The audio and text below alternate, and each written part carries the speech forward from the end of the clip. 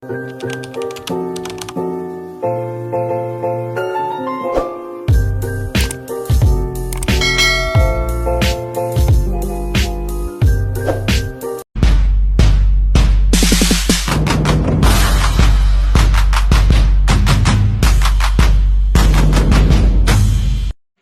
mga best friend, good morning. It's rainy day. Ay! Kita ang mga kalat sa amin. Ayan.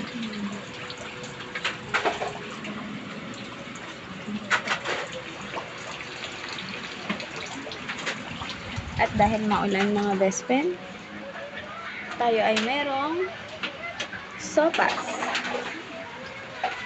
At nagagawa ng tag-ulan ang mga batang makalat.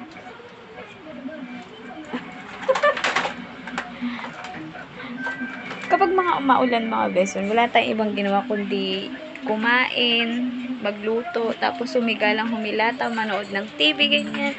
Ganyan ang gawain namin dito kapag tag-ulan. Kaya nakabahanan man ako best friend kasi ganyan na yung katawan ko. Baka mamaya tumaba na naman ako. Ayun ang ako mga Junakis. Hi!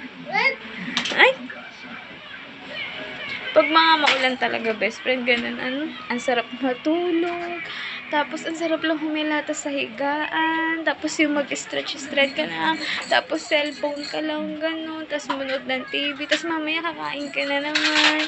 Tapos, chicha na naman yung ganung bagay. Kaya tayo, pagkatag-ulan talaga din mayumasan yung mga ganung bagay. Tapos, tataba na naman tayo. Yung nagpapasexy ka. Tapos, bigla kang tataba. By the way, reflex ko lang yung buhok kong pinariba. Mga best friend, what is happening to my hair? Mukhang hindi siya riba. This is from Sabado pa to. Mami! Pang 3 days niya, 4 days niya yun. Queen na. Opo, clean na daw. Clean. Pang 4 days niya yun, mga best. O 3 days, ganun. Hindi ko pa siya binabanlawan. Pero look at my hair. Kaya sabi na Daddy Romel, ibalik ko daw. Kasi parang hindi ko nga na-feel yung straight kong buhok. Ayan. Ganyan siya. Yung hindi ko malang ma-feel na gumanda ulit ako. Yung dadagdagan yung ganda ko.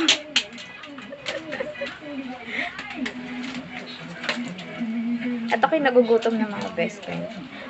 At ako'y kakain na. Yung sopas ko kanina patong madaling araw.